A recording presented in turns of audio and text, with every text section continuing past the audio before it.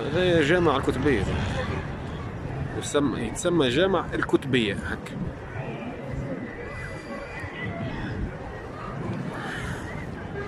هذه الصمعة متاعو،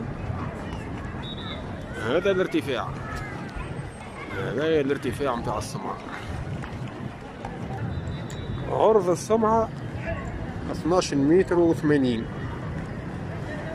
12 متر و80 سنتي عرض.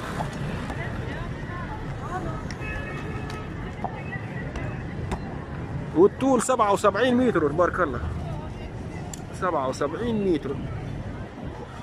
من أقدم المساجد هذا في المغرب، معلم تاريخي صلينا فيه الحمد لله المغرب والعشاء جماعة تقديم، نظرا